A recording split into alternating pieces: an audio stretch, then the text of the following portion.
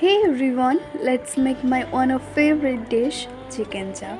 তো প্রথমে বড় বড় পিস করা চিকেন নিয়েছি আর তাতে garlic paste, ginger paste, onion paste আর চিকেন চাপের মেইন ইনগ্রেডিয়েন্টস কিছু কাজু বাদাম, চারমগজ, পোস্ত মিহি করে পেস্ট করে নিয়েছি। আর তাতে কিছুটা টক দই, হলুদ গুঁড়ো, লঙ্কার গুঁড়ো, স্বাদ অনুযায়ী নুন দিয়ে ভালোভাবে মিক্সড করে ম্যারিনেট হতে দিয়েছিলাম ওই ঘন্টাখানেকের মতো।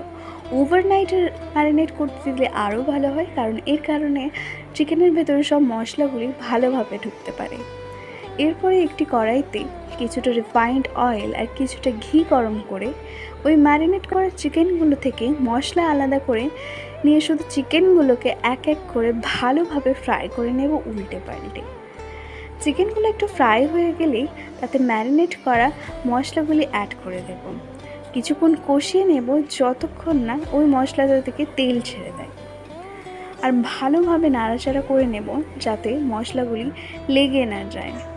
আমি এতে কোনো জল অ্যাড করিনি, চাপা দিয়েই রান্না করেছি এবং চিকেনগুলো ভালোভাবে কুক হওয়ার জন্য তাতে আমি কিছুটা দুধ অ্যাড করেছি।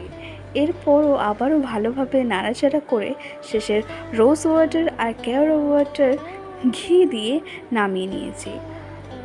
বিলিভ মি, রেস্টুরেন্টের থেকে অনেক ভালো হয় এভাবে বানালে, আর রুমালি রুটি কিংবা বিরিয়ানির সাথে জাস্ট জমে যাবে। রেসিপিটি ভালো লাগলে কমেন্টে অবশ্যই জানাবেন।